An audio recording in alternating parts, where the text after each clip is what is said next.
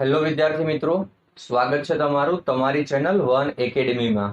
મિત્રો, આજના આ વિડીયોમાં આપણે ધોરણ 11ના પ્રકરણ 5ના સ્વાધ્યાયના દાખલાઓનો અભ્યાસ કરીશું. શરૂઆત કરીએ સ્વાધ્યાયના દાખલા નંબર 20 થી. અગાઉના દાખલાઓ આપણે વિડીયો બનાવેલા છે. એક બેટ્સમેન એક બોલનું તેની 54 કિલોમીટર પ્રતિ કલાકની પ્રારંભિક ઝડપમાં બદલાવ લાવ્યા સિવાય 45 ડિગ્રીના કોણ જેટલું આવર્તન કરે છે. બોલ પર લાગુ પાડેલ આઘાત કેટલો હશે?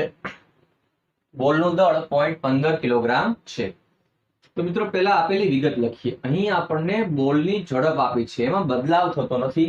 એટલે અહીં પ્રારંભિક ઝડપ બરાબર અંતિમ ઝડપ થશે, જેને આપણે v1 બરાબર v2 બરાબર v કહી દઈશું, જે છે 54 કિલોમીટર પ્રતિ કલાક. એટલે 54 ગુણ્યા 1000 ભાગ્યા 3600 કરો, તમને આ જવાબ મળશે 15 મીટર પર સેકન્ડમાં. ત્યારબાદ જોઈએ દળ. તો દળ તમને આપેલ છે 0.15 કિલોગ્રામ. વિદ્યાર્થી મિત્રો, બોલ બેટની સપાટી પર અથડાય પછી 45 ડિગ્રીના ખૂણે એ પાછો ફરે છે, એટલે કે તેનું આવર્તન 45 ડિગ્રીનું થાય છે. તો આ ઘટનાને આપણે ચિત્ર સ્વરૂપે રજૂ કરીએ. ધારો કે આ બેટની સપાટી છે, બરાબર. આપણે આને એક્સ અક્ષ ધારી લઈએ અને આ રીતે બોલ એ બેટ્સની સપાટી પર અહીંયા આપાત થાય છે અને ત્યાંથી પાછો એ પરાવર્તન પામે, એટલે કે પાછો ફેંકાય. તો આપાત બોલની દિશા એટલે કે આવતા બોલની દિશા અને પાછા ફરતા બોલની દિશા, એ બંને વચ્ચેનો ખૂણો, આ ખૂણો એ તમને 45 ડિગ્રી આપેલ છે. ધ્યાન આપજો, 45 ડિગ્રીના કોણ જેટલું આવર્તન, મતલબ કે આવતા દડાની દિશા અને જતા દડાની દિશા વચ્ચેનો ખૂણો. હવે જો આટલું 45 ડિગ્રી હોય તો આ કેટલું થાય? સર, આ તો 22.5 ડિગ્રી, રાઈટ છે. આ પણ 22.5 ડિગ્રી. ઓકે. હવે જુઓ, જ્યારે દડો આવતો હોય ત્યારે તેનો પ્રારંભિક વેગમાન અહીંયા મળે p1 સદિશ, બરાબર. હવે જ્યારે દડો પાછો જશે ત્યારે તેનું અંતિમ વેગમાન મળશે p2 સદિશ. તો આપણે શું કરવું છે? આપણે આ બંને વેગમાનનો તફાવત લાવવો છે, જે થશે બળનો આઘાત. પરંતુ આ બંને વેગમાનને આપણે તેના ઘટકોના સ્વરૂપમાં લખવા પડે. ઓકે, તો જોઈએ. પ્રારંભિક વેગમાનના ઘટકો લખીશું આપણે. તો આ પ્રમાણે પ્રારંભિક વેગમાન સદિશ છે, આ પ્રારંભિક વેગમાન સદિશ છે, અને ઉપર આપણે ઉદ્ગમ બિંદુ મૂકીએ. ઓકે, જો આ ખૂણો 22.5 ડિગ્રી હોય તો યુગ્મ કોણની જોડ પ્રમાણે આ પણ 22.5 ડિગ્રી થશે, બરાબર. પ્રારંભિક વેગમાન. હવે એનો x દિશાનો ઘટક ઋણ x દિશામાં આવશે, જે શું હશે? જે હશે mv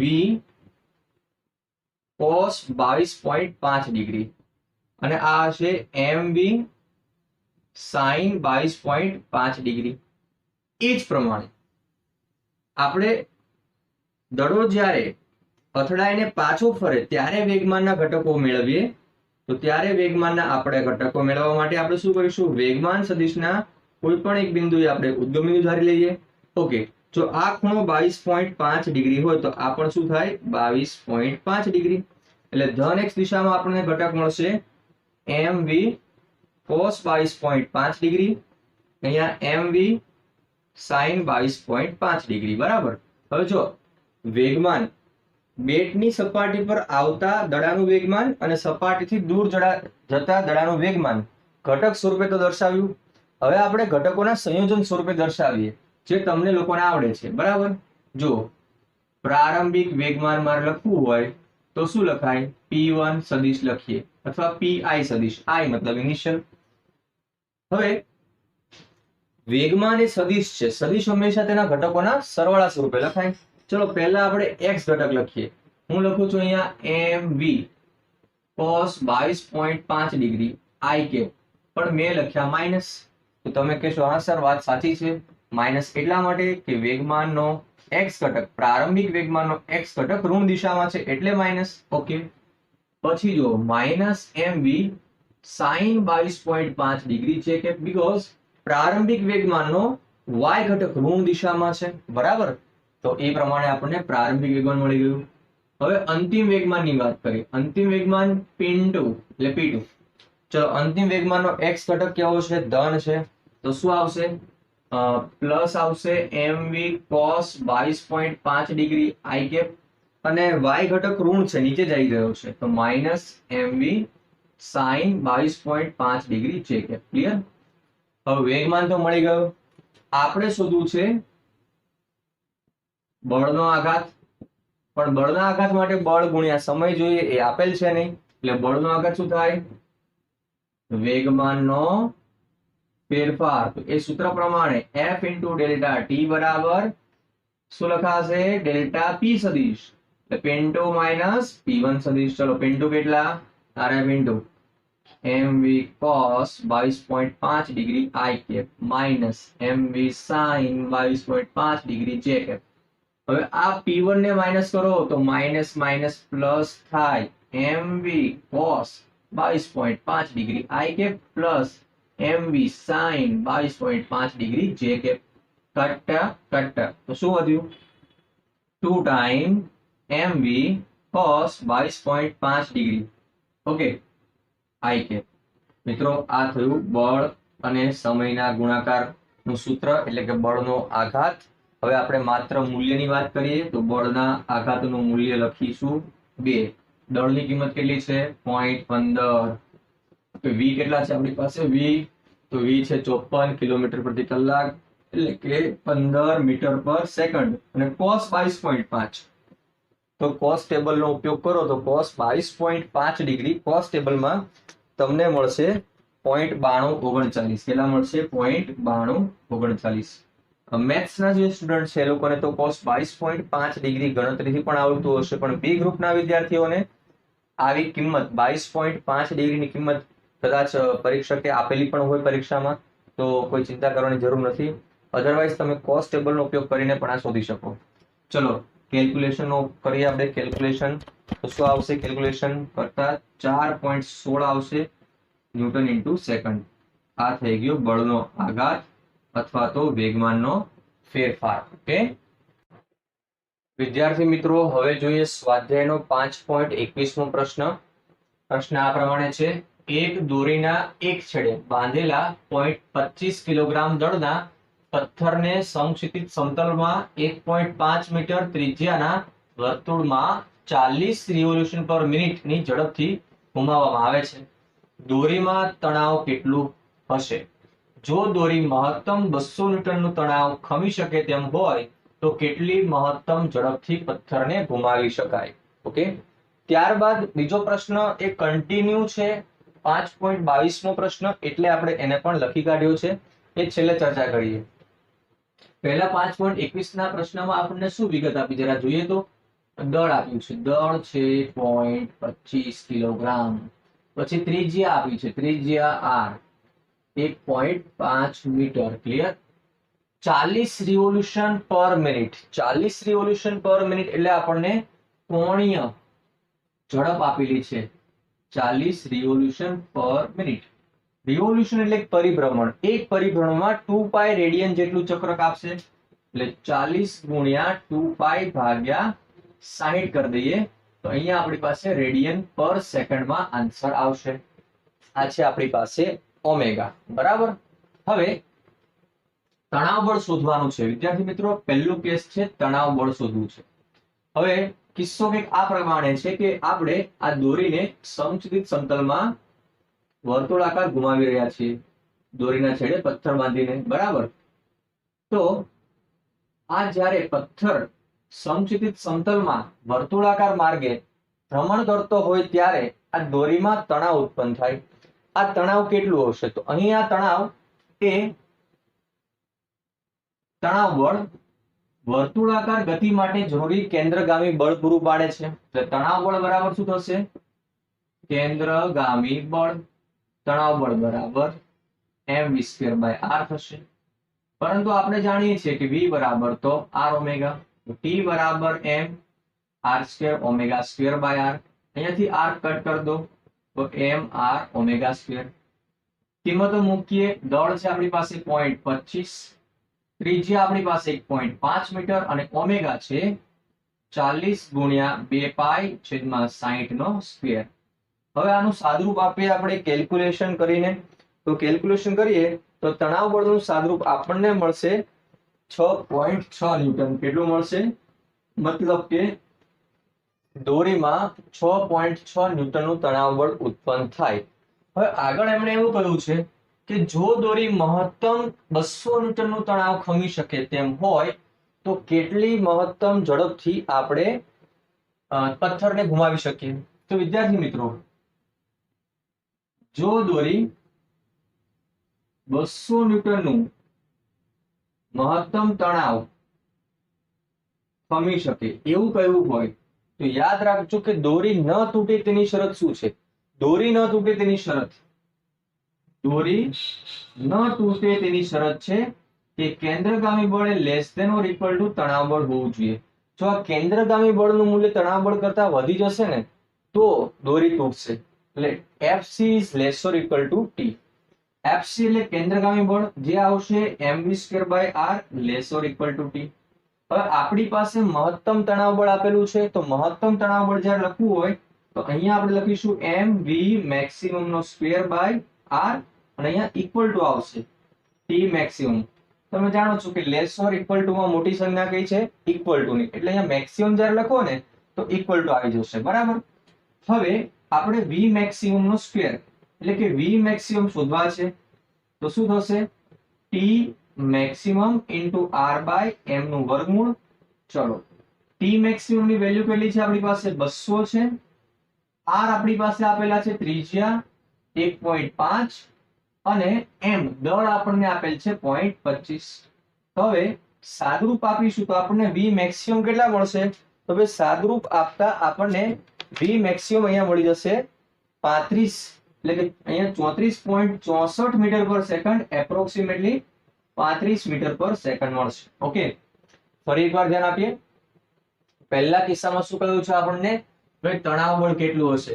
તો જ્યારે પથ્થરને દોરી વડે બાંધી અને વર્તુળાકાર ફેરવતા હોઈએ સમચિત સમતલમાં તો જરૂરી કેન્દ્રગામી બળ તણાવ બળ પૂરું પાડે. એટલે T બરાબર mv²/r સૂત્ર લખ્યું. આપણને કોણી ઝડપ આપેલી હતી તો v નું સૂત્ર આપણે ઝડપના સ્વરૂપમાં લખ્યું, કોણી ઝડપના સ્વરૂપમાં. તો v બરાબર r ઓમેગા મૂકીએ તો mr ઓમેગા સ્ક્વેર, અને એમાં કિંમતો મૂકીએ તો તણાવ બળ મળી જશે. બીજો કિસ્સો એવું કહે છે કે જો મહત્તમ તણાવ બળ 200 ન્યૂટન હોય તો કેટલી મહત્તમ ઝડપથી આપણે પથ્થરને ઘુમાવી શકીએ? ઓકે, તો એના માટેની શરત છે કે જ્યારે આપણે મહત્તમ તણાવ બળની લિમિટ સુધી પથ્થરને ઘુમાવતા હોઈએ તો કેન્દ્રગામી બળ એ તણાવ બળ કરતા ઓછું કે તેના જેટલું હોવું જોઈએ. તો Fc less or equal to T. Fc ની કિંમત છે mv²/r. એમાંથી આપણે ઇક્વલ ટુ લખીશું તો મેક્સિમમ ની સાઇન મૂકીશું, v maximum ને સૂત્રનો કરતા બનાવીશું તો આપણને v maximum મળશે. ત્યારબાદ પ્રશ્ન જોઈએ 5.22 જે સળંગ છે. આમાં એટલું ઉમેરેલું છે કે મહત્તમ ઝડપ કરતા વધુ ઝડપ આપતા દોરી એકાએક તૂટી પડે તો પથ્થર તૂટ્યા બાદ પથ્થરનો ગતિપથ નીચેનામાંથી કઈ રીતે વર્ણવી શકાય? ઓપ્શન છે આપણી પાસે. એ, પથ્થર ત્રિજ્યાવર્તી દિશામાં બહાર ફેંકાશે. દોરી તૂટે તે ક્ષણથી પથ્થર સ્પર્શકની દિશામાં ગતિ કરશે. પથ્થર સ્પર્શક સાથે એવા કોણે ગતિ કરશે કે જેનું માન પથ્થરની ઝડપ પર આધારિત હોય. વિદ્યાર્થી મિત્રો, તમે વિચારો, આપણે ગોફણ એક એવું યંત્ર છે કે જેમાં દોરીની નીચે એક ખાલી પાત્ર હોય ને એમાં કાંકરા ભરેલા હોય, એને આપણે ફેરવતા હોઈએ અને મોટાભાગે ખેડૂતો પોતાના ખેતરની અંદર પક્ષીઓને ઉડાડવા માટેનો ઉપયોગ કરે. બરાબર. તો એ રીતે ફેરવશે અને પછી એને છોડી દેશે. તો તમે પણ લંગસ બાંધીને દોરીના છેડે પથ્થર બાંધી અને એને ફેરવશો, પછી છોડશો ને જ્યારે તમે, ત્યારે તે પથ્થર જે તે ક્ષણે, ધારો કે આ જગ્યાએ પથ્થર છે, બરાબર, આ રીતે આપણે પથ્થરને ફેરી રહ્યા છીએ તો એ ક્યાં જશે? સીધો, તૂટ્યા પછી સીધો પોતાના સ્પર્શકની દિશામાં ગતિ કરશે. એટલે તમારો જે આન્સર આવશે એ હશે બી. દોરી તૂટે તે ક્ષણથી પથ્થર સ્પર્શકની દિશામાં ગતિ કરશે. ઓકે, તો આ એક વ્યવહારિક ઉદાહરણ હતું જેનો જવાબ થશે દોરી તૂટે તે ક્ષણથી પથ્થર. વિદ્યાર્થી મિત્રો, હવે જોઈએ સ્વાધ્યાયનો 5.23મો પ્રશ્ન. પ્રશ્ન આ પ્રમાણે છે: ખાલી અવકાશમાં ઘોડો ગાડીને ખેંચી અને દોડી શકતો નથી. તો ઘોડા ગાડીની અંદર આપણે જાણીએ છીએ કે જ્યારે ઘોડો ગાડીને ખેંચતો હોય ત્યારે તે જમીન પર અમુક ખૂણે ક્રિયાબળ લગાડે છે અને જમીન વડે તેના પર પ્રતિક્રિયા બળ લાગે છે. આ ક્રિયા અને પ્રતિક્રિયા બળના લીધે જ ઘોડો ગાડીને ખેંચી શકે છે. પરંતુ ખાલી અવકાશમાં આવું ક્રિયા કે પ્રતિક્રિયા બળ ઉત્પન્ન થતા નથી, માટે ખાલી અવકાશમાં ઘોડો ગાડીને ખેંચી શકતો નથી. ત્યારબાદ પ્રશ્ન છે કે ઝડપથી ગતિ કરતી બસ એકાએક અટકે ત્યારે મુસાફરો તેમની બેઠકથી આગળ તરફ ફેંકાય છે. મિત્રો, જ્યારે બસ કોઈ ચોક્કસ ઝડપથી ગતિ કરતી હોય ત્યારે તેમાં રહેલા મુસાફરો પણ તે ઝડપથી જ ગતિ કરતા હોય છે. એ સમયે બસ અને મુસાફરોનું જડત્વ એકબીજાને સમતુલ્ય હોય છે. જ્યારે બસને બ્રેક મારવામાં આવે ત્યારે બસ સ્થિર થાય છે, પરંતુ વ્યક્તિ એટલે કે મુસાફરોના જડત્વને બસના જડત્વ સાથે સુમેળ થતા થોડોક વાર લાગે છે અને એટલા સમયમાં જ જે બસમાં બેઠેલા મુસાફરો છે તે આગળ નમી જાય છે. તેનું કારણ થશે જડત્વ. ત્યારબાદ સૌથી અગત્યનો પોઈન્ટ છે કે ઘાસ કાપતા મશીનને ધકેલવા કરતા ખેંચવું વધારે સહેલું છે. તો આપણે અહીંયા આકૃતિ વડે સમજીએ. ધારો કે આ વ્યક્તિ છે એ ઘાસ કાપવાના મશીનને ધકેલે છે. જો ધકેલે છે તો વ્યક્તિ આ રીતે બળ આપશે. આમ કેમ આપણે એરપોર્ટ ઉપર ટ્રોલી લઈને જતા હોઈએ, ટ્રોલીને આપણે પાછળ ધક્કો મારીએ તો ટ્રોલી આપણી આગળ હોય, એ રીતે અહીંયા ધકેલવાની વાત કરી છે. તો આ કિસ્સામાં કેટલા બળ લાગશે જોઈએ તો વજન બળ ટ્રોલીનો હંમેશા ક્યાં લાગશે? નીચે લાગશે.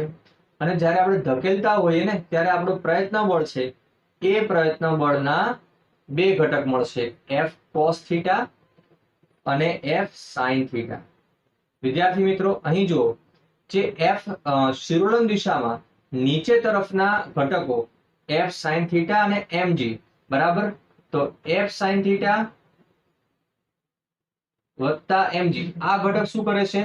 વજનમાં વધારો કરે. વજનમાં વધારો કરે કારણ કે આપણું mg વજન બળ છે. જો તમે ધક્કો મારશો તો તે વજન બળમાં વધારો કરશે. આપણને ટ્રોલીનું વજન વધારે લાગે એટલે આપણે તેને ધક્કો મારવામાં મુશ્કેલી પડે છે.